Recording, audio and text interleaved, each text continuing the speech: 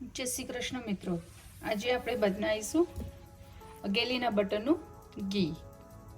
કેનેડામાં આપણે આવા બટર મળે છે જે અનસોલ્ટેડ હોય છે, જેથી આપણે ઘી બનાવી શકીએ છીએ અને 100% કેનેડિયન મિલ્કથી બનેલા છે. હવે આપણે બટરને ખોલી દઈશું.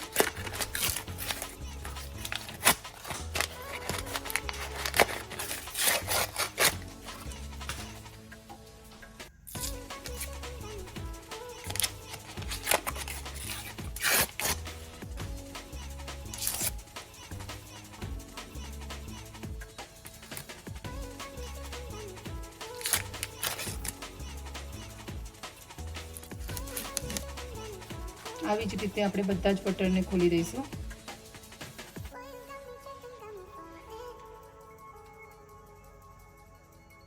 આપણા બધા જ બટર ખોલીને રેડી થઈ ગયા છે.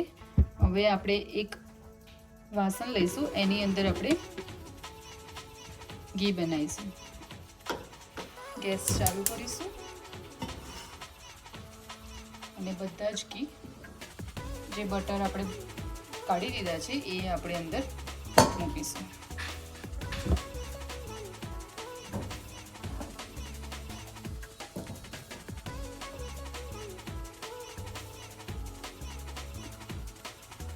તમે જોઈ શકો છો કે બટર ધીમે ધીમે ઓગળી રહ્યું છે.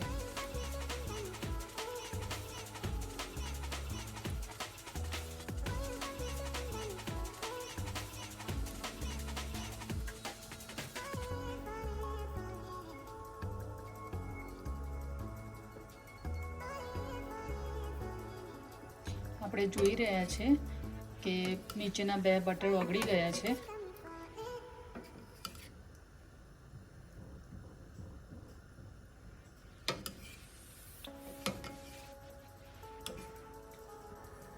તમે જોઈ શકો છો મિત્રો કે આપણું બધું જ બટર ઓગળી ગયું છે. હવે આપણે એને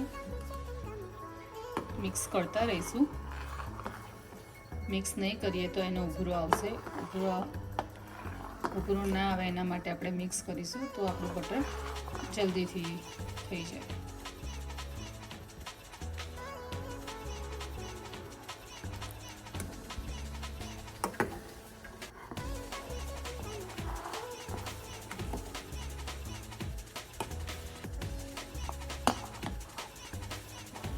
જો તમારે મિક્સ ના કરવું હોય અને એમ જ ઘીને થવા દેવું હોય તો તમે એને ધીમા તાપે પણ થવા દઈ શકો છો. તો તમારે હલાવવાની કે મિક્સ કરવાની એટલી જરૂર નહીં પડે. તમે જોઈ રહ્યા છો મિત્રો કે આપણા બટર જે ઓગળવા મૂક્યા હતા ઘી બનાવવા માટે, હવે એમાં બબલ થવા માંડ્યા છે. એટલે કે ટૂંક જ સમયમાં આપણું ઘી બનીને રેડી થઈ જશે.